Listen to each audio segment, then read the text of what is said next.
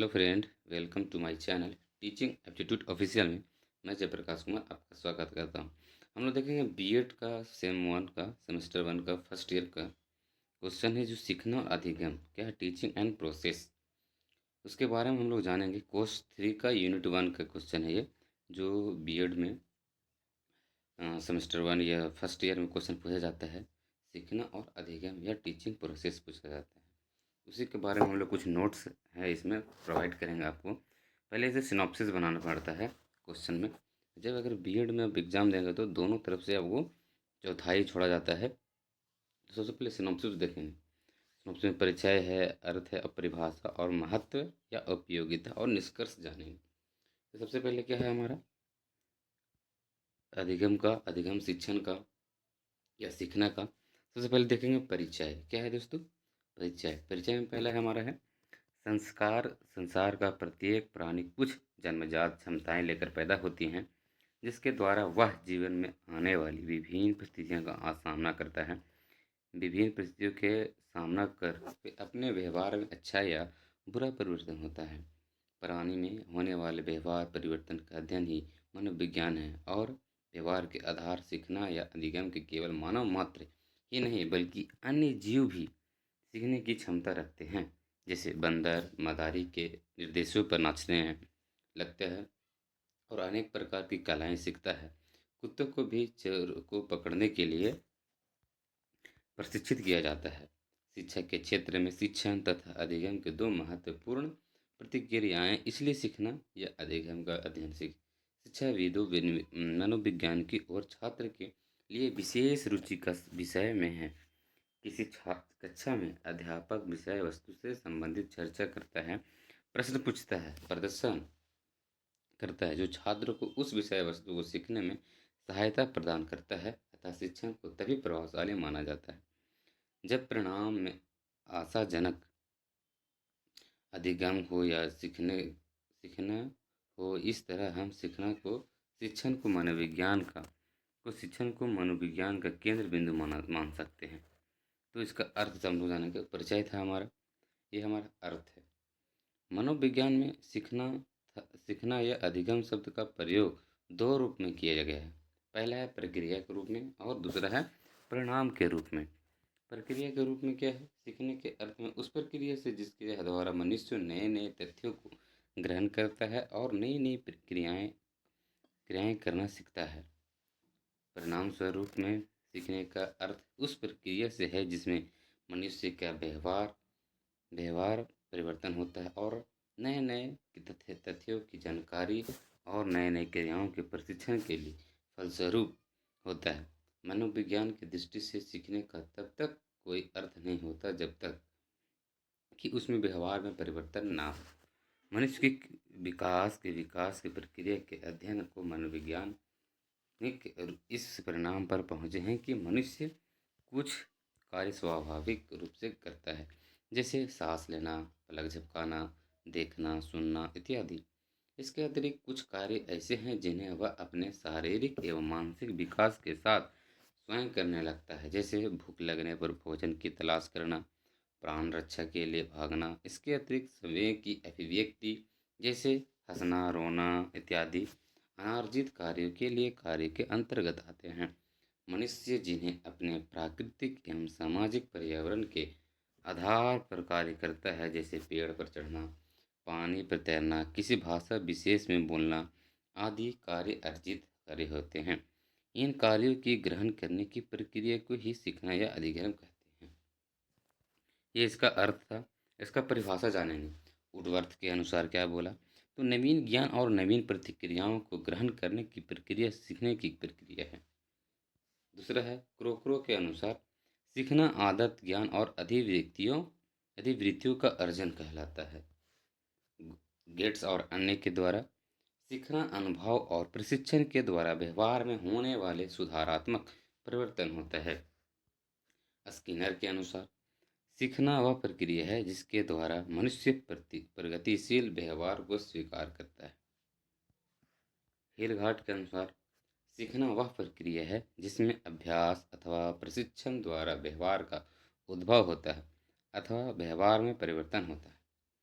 Blair Jones Simpson के द्वारा। व्यवहार में कोई ऐसा परिवर्तन जो अनुभव के परिणाम स्वरूप होता है और व्यक्तियों को आगे आने वाली परिस्थितियों की विशिष्टता से समान करने में सामना करने में सहायक होता है, उसे सीखना कहते हैं। अगला हमारा है, व्यक्ति व्यक्ति केवल अनुभव एवं प्रशिक्षण से ही नहीं सीखता, बल्कि उनके व्यवहार में और भी अनेक कारकों के कारण परिवर्तन देखने को मिलते हैं।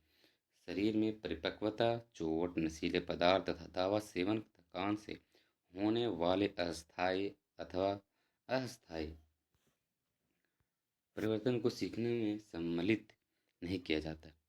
अधिगम वह प्रक्रिया है जिसमें अनुभव, अभ्यास, प्रशिक्षण तथा अध्ययन आदि से व्यक्ति का कोई व्यवहार उद्भव नहीं होता, अतः उसके व्यवहार में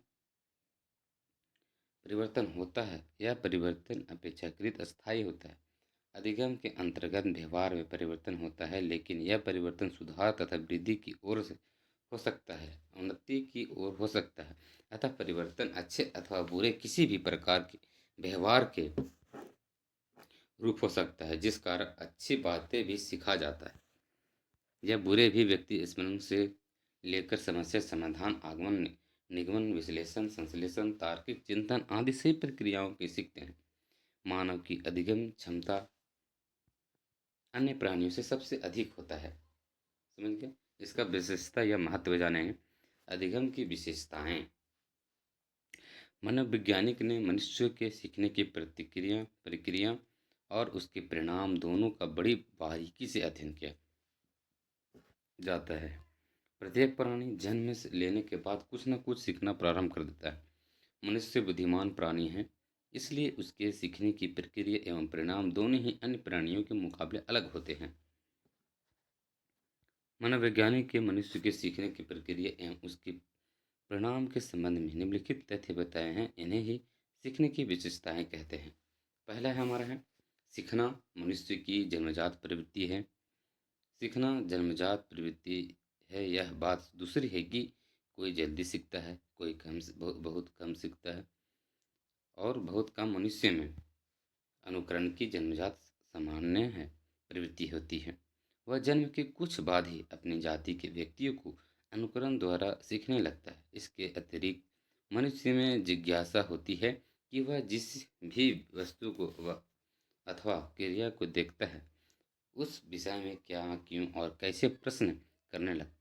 और उसकी सबसे बड़ी जन्मजात शक्ति है वृद्धि बुद्धि, जो उसे प्रत्यक्ष एवं अप्रत्यक्ष सब कुछ जानने में सहायता करती है। दूसरा है हमारा है, सीखना प्रक्रिया और परिणाम दोनों है। क्या है? सीखना प्रक्रिया और परिणाम दोनों है। मनुष्य अवलोकन, शिक्षा, प्रशिक्षण एवं अध्ययन आदि विधियों से सीखता है। इस दृष्टि से सीखना प्रक्रिया और सीखने की तब तक कोई अर्थ नहीं होता, तब तक व्यवहार परिवर्तन नहीं होता।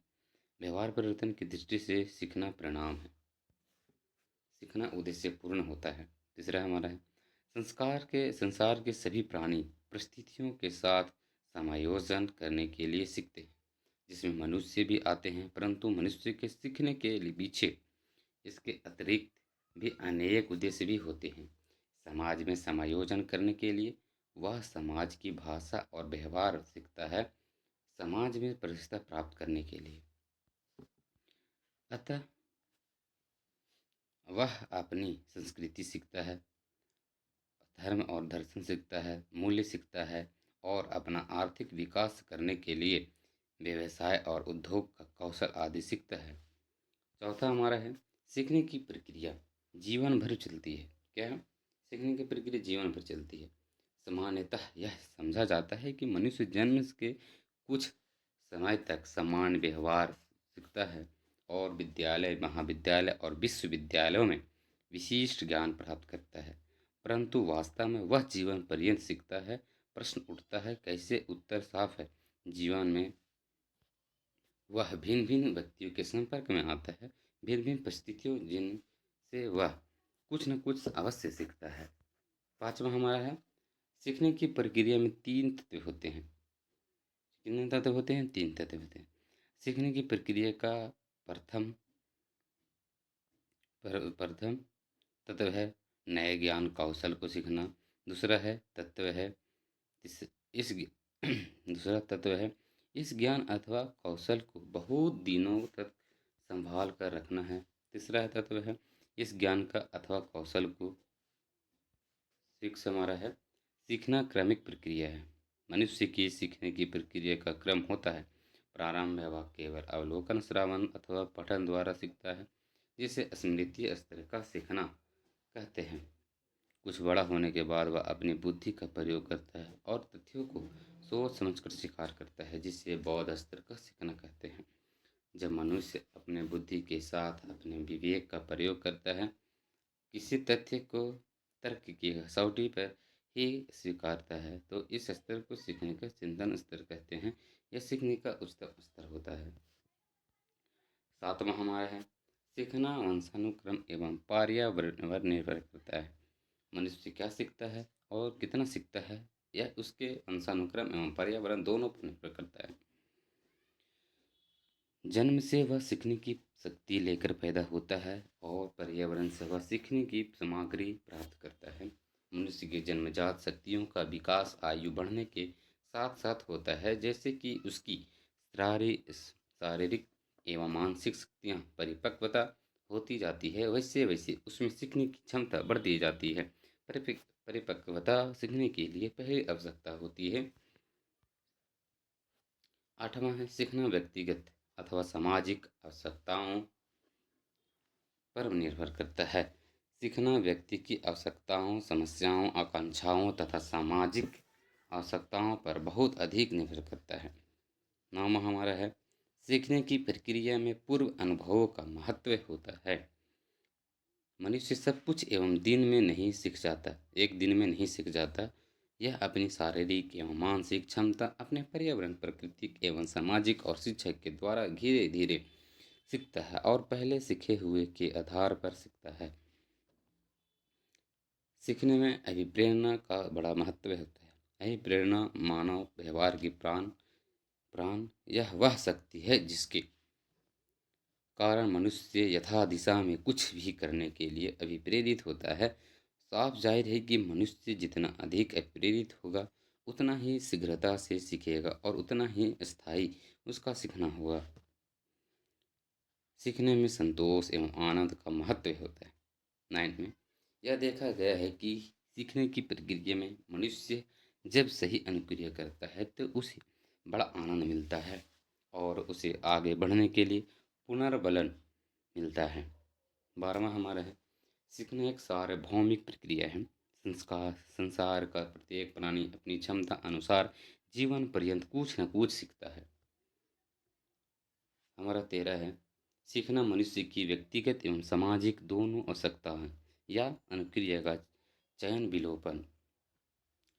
सीखने की प्रक्रिया में प्राणी लक्ष्य तक पहुंचते समय उन उद्दीपकों का चयन करके अनुक्रिया करता है जो उसे लक्ष्य तक पहुंचने में सहायक करते हैं, तथा अन्य महत्वहीन उद्दीपकों के प्रति अनुक्रिया की विलुप्त कर देता है तथा लक्ष्य तक पहुंचते पहुंचते वह केवल कुछ खास चिन्हों को भी चिन्हित करता है।